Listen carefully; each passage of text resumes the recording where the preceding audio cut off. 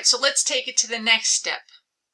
The next step is once you have journalized in the general journal and you've been doing your journal entries all month long, the next thing you do is you post to the ledgers. Okay, the ledgers are like your running totals of the different accounts. So let me show you what I mean. Each account has its own ledger, and you see it here. You see cash has a ledger, and revenue has a ledger, and accounts receivable has a ledger, and so on. Every account that you'd journalize to, you have a ledger for. So let's go through an example here. This is your journal entry. Let's say you have a debit to cash, credit to revenue for $1,000. What you would do is every time you write a journal entry, right? In this case, I put a little note there, mowed lawn for S. Smith. Every time I have a journal entry, what you do is you update the ledgers. So like I said, so you're running totals basically. So I would have a debit to cash. I'd put my debit to cash in here, $1,000, and my credit to revenue. There you go. And just kind of to point out to you here, you see what this is? These are the T accounts. That's where T accounts come from because they're running totals of the ledgers. Okay, so we did the first one. The second one, utilities expense, debit utilities expense, credit accounts payable. I received a JCP&L bill for the month of July. So I have utilities expense of $200, debit, so debit it here, and you credit your accounts payable down here. Mowed lawn for somebody and mailed them a bill. So you earned your revenue, so you record revenue, and you have a debit to receivables. So here you go. We've got the $500 debit to receivables and a $500 credit to revenue.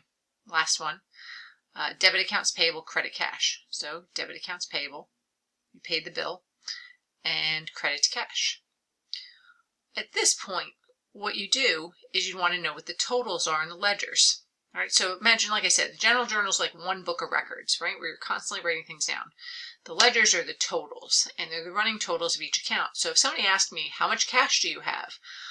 I wouldn't want to look through all of the different journal entries in the general journal to figure out my balances of cash. Instead, I'd want to go to my ledger. And I would subtotal my ledger and say, I have $800 in cash.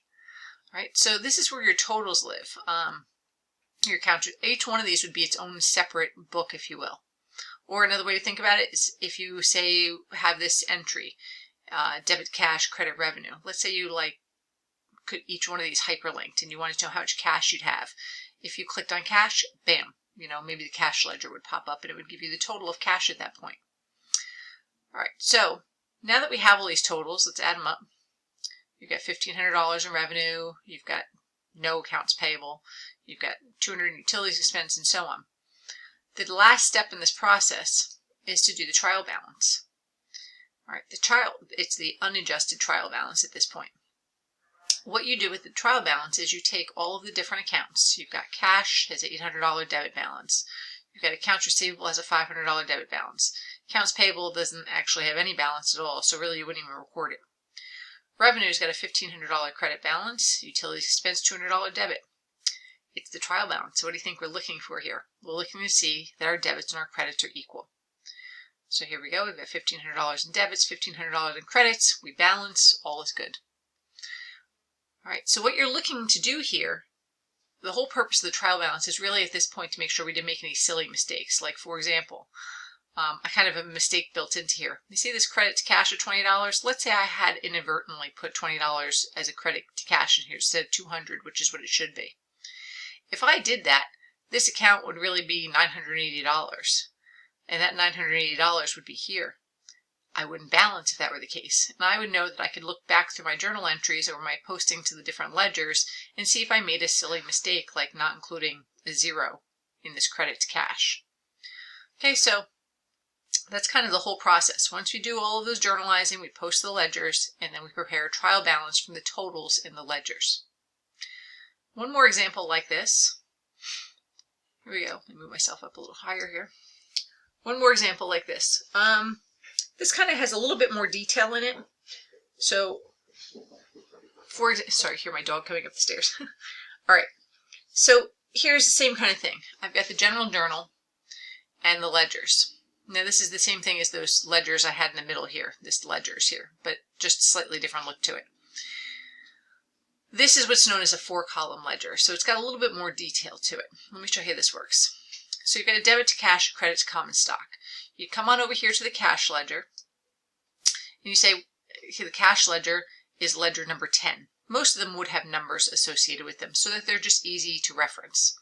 You see supplies as account number 12, common stocks account number 13, and so on. All right, but anyway, so let's do this. Debit to cash, credit to common stock. The current balance in the cash account is $4,000. So we would note which ledger needs to be updated. Cash is ledger number 10, so we're cross-referencing it with number 10. All right, so it's kind of like I said, the previous example, but a step further. You would update it with this $8,000 debit. Well, I had $4,000 in here before. I have another $8,000, so really at this point I have $12,000. Okay, so with these, what you do is you put the actual debit credit for the entry in here, and these last two ones are your running totals. All right, credit to common stock, $8,000. Well, let's see, common stock is account number 31. Oh, I skipped a part. Okay, let me go back for a second. The other piece is you have a reference to the page, like where did this come from? Where did this $8,000 come from? So if I only had the cash ledger, and I'm picking up the cash ledger and I go, where did this $8,000 come from? That J1 means is it goes to the first page of the general journal. Now imagine this general journal is all of your journal entries all month long, so you could have 100 pages in here. But this little posting reference is going to point me to page 1, so I can go, oh, that came from the stockholder's initial investment. All right, so it's a cross-referencing system. We point to each other. This points to the page of the general journal. This points to the ledger number. Okay, so let me get back to this. You have a credit to common stock of $8,000. So that is ledger number 31 right here. And there's your $8,000. You had a $1,000 credit in there before. You have another $8,000 credit. So now you're at $9,000 in credit. I hope that makes sense. Let's look at the next one. You've got a debit to supplies. Supplies is account number 12. Right? And a credit to cash. Cash is number 10. Let's debit our supplies first, though. So we had a $100 debit to supplies. We have another $200 debit to supplies. That puts us at $300 of a debit. Okay? Cash. Oh, we can't forget our J1. Cash. Here we go. Number 10 goes to reference number 10, but it's $200 credit. So if I had a $12,000 debit balance and I just credited it for $200, I'm going to wind up with a total in there of $11,800. Okay, so you see how that's the running total? $12,000 debit, you're going to credit it for $200, so that brings it down to $11,800. Okay, and that's how these things cross-reference together. All right, moving along. So this is, again, what a typical trial balance looks like. Right? You have all the different accounts and their account numbers. Now, the account numbers are not set in stone. The account numbers are going to be whatever the business wants the account numbers to be. But you're going to add up all of your totals, all of your debits and all of your credits. You're going to grab them from all the different ledgers. Every ledger that has a balance gets put in here. And you see if they do, in fact, balance. So this VideoMax one actually goes along with the VideoMax example we just did earlier. Music Express, remember we did, well, did we do this one? Yeah, we did this one. I told you guys to do this one on your own. But let's take it to the next step. This was one of the examples you should have done earlier. You're going to grab all of the totals from this Music Express example that we did earlier. $1,300 for cash, nothing for accounts receivable, $75 for supplies, $5,700 for stereo equipment. And if you put them all through here, all the debits and all the credits, you would see your trial balance balances and you didn't make any mistakes. All right, so you can tie that, just if you want to write that down and look at it for yourself, this is a good point to pause. All right, I think that's it. So take your time on this chapter. This is all about practice. I can't say that enough.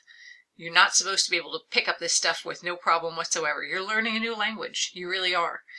So take your time. Practice, practice, practice, practice. Eventually it'll come to you like that. I promise. You do enough of these journal entries and it's just like automatic. Debit to cash increases it. Credit to cash decreases it. It comes with practice, just as anything would. Okay? As I said, this slide's going to be one of your main slides because you're going to have to remember the pluses and the minuses here. Revenues are always going to be credits. Common stock is always going to be a credit. Dividends are always going to be debits. Expenses are always going to be debits.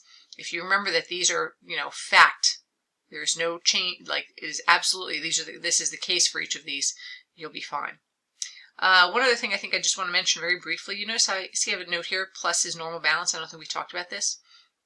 The idea is wherever the plus is on here is whatever the normal balance is of the account. And what that means is what your final balance should be. Like an asset should always have a debit balance as a final balance. So let's say you had the asset of land. You either have land, right, which would be a debit balance in land, or you have no land, which would be nothing, zero. But you would never have negative land, right? That doesn't make any sense.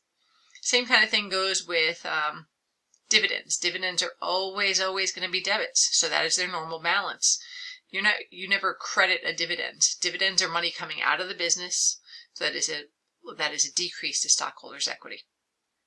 All right, so I hope you kind of help, that this helps thinking about what these normal balances are, especially when you read it in your book. Have a good night.